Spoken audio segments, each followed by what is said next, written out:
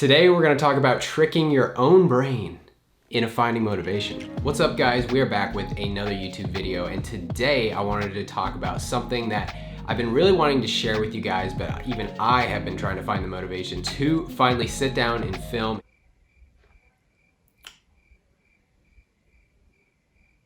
And that is finding motivation throughout your day and using tactics to tricking your brain into believing it's motivated. I think as human beings, we spend our whole lives trying to figure some things out, and one of those things is finding motivation in the good times and bad. And right now in this given time, this is something we haven't experienced before. Personally, one of the easiest ways for me to reset is just getting out of the house, going somewhere, hanging out with friends, being social, working in a coffee shop, but now I am pretty limited to only being home. So any motivation generating tactics that you may have had in the past may not be working right now in this given time. So today, that's why I'm going to be sharing with you some motivation tactics that have been working for me, and I'm sure they're gonna work for you as well if you implement them into your life. Before we get started with this video, please hit that subscribe button, smash the like button, it helps me out a ton, and please hit the reminders so you don't miss any future videos from me. But without further ado, let's get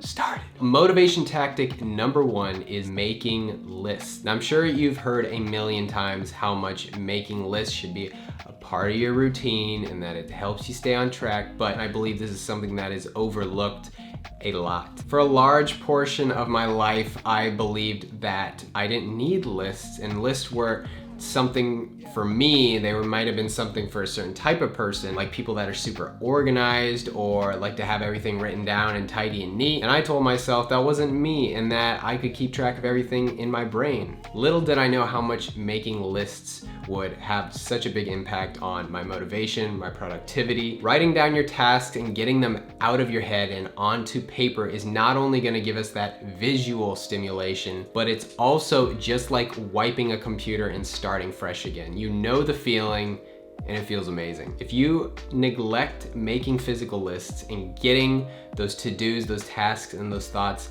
out of your brain, your mind will not be functioning at its optimal state. Everything has a capacity, and that includes your brain. When you have all those thoughts and those to-dos and those tasks locked up in your brain, your mind becomes a cluttered mess. And that is when you stress yourself out. That is when anxiety creeps up. That is when your motivation is gonna begin to drop. For me, making lists has been such a big deal because keeping all those tasks and thoughts locked up in my head and not getting them out onto paper gives me constant anxiety and makes me think I have something to do 24/7 and I never get a break, and therefore I burn out, and therefore there's a lack of motivation. You aren't gonna feel motivated when you're burnt out. Then you're gonna need to recover and the cycle continues. And this is something I like to call being grounded. All those things that need to get done throughout your day, if they're in your head, you're up in the clouds. And when you write them down, you are bringing yourself back down to the ground. Quick tip, make your lists for the things you need to do the next day the night before, right before you go to bed. One of the hardest times to find motivation for many of us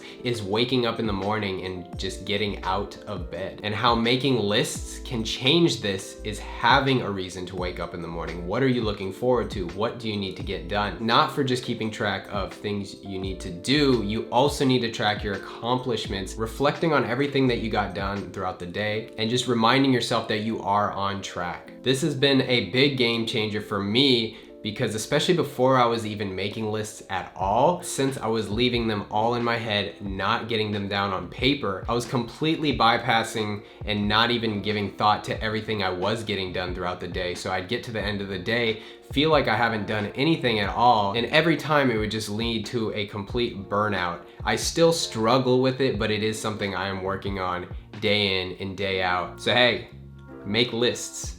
I'm telling you, it's a game changer. By the way, I got my handy dandy notes over here. I'm new to the whole YouTube making scene, especially these talking videos. It's a work in progress. Yes. Motivation tactic number 2 is having a morning routine. As humans, we're creatures of habit and we operate off of routines. We wake up, we brush our teeth, we go to work. Even our eating, our meals, breakfast, lunch, and dinner are on a routine. As humans, we operate on routine, so why would you not have a morning routine? If you are spending a lot more time at home, which you probably are, you are in control of your day. You don't have someone looking over your shoulder. You are your own boss. So what does that look like for you? What does your morning routine consist of? Do you wake up and go straight to your phone, or do you have structure to your morning? This brings me back now to tactic number 1 in having structure. Our brains feed off of structure. Waking up in the morning and having your habits within your morning routine is going to be setting your mind up for success as little wins throughout the morning that are gonna then carry into a win for the entire day. That can start with something as simple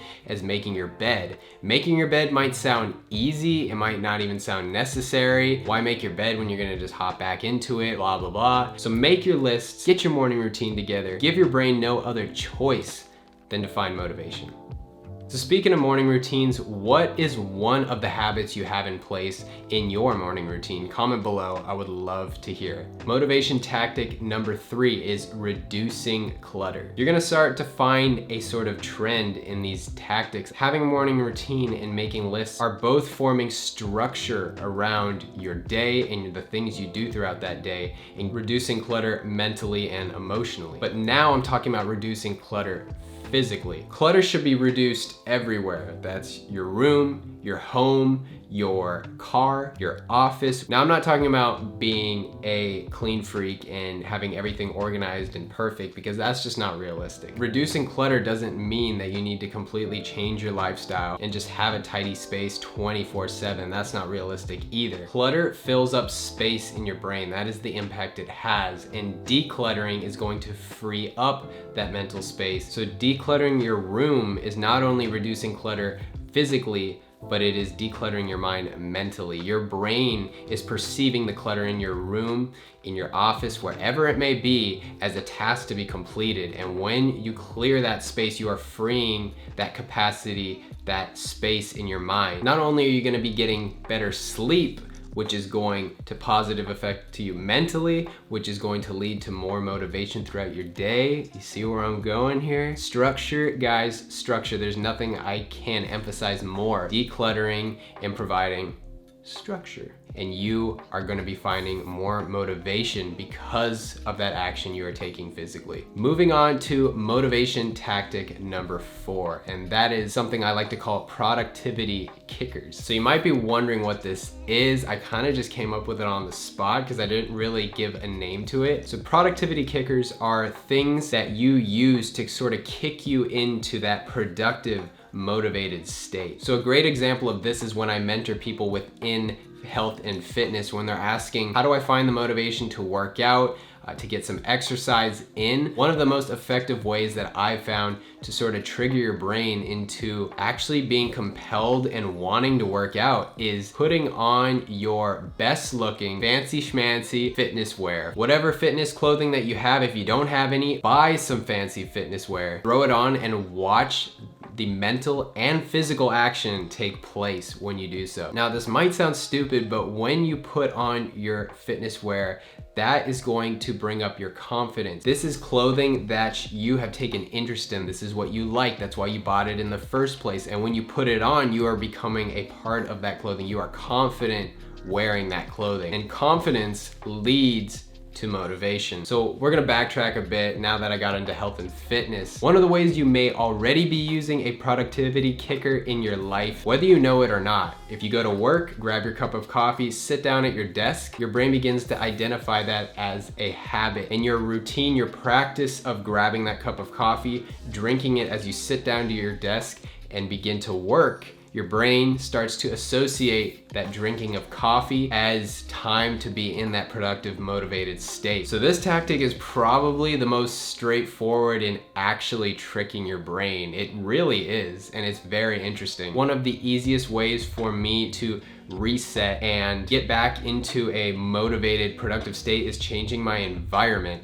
And that is by leaving the house, going to a coffee shop, going to a separate working space away from home, so I can transition and be in an environment that I am not as comfortable in. So right there, that is a productivity kicker. That is changing your environment. But given the crisis we are currently in, we don't have many options when it comes to changing our environment. And when I say changing your environment, you may be thinking location-wise, but something as simple as changing your clothing in the morning is changing your environment. So especially if you're working from home, or maybe you just aren't finding that motivational drive throughout your day, whether you're working or not, get out of your pajamas when you wake up in the morning. Put on the clothes, even if you're not going anywhere, put on the clothes that you would wear if you were going somewhere. And if the clothes aren't enough, try putting your shoes on. Your brain associates putting your shoes on with moving, with being in action, because when you put your shoes on, that means you're going somewhere. That means it is time to move. So when you're putting your shoes on, even if you're just in the house, and trick your brain into finding that motivation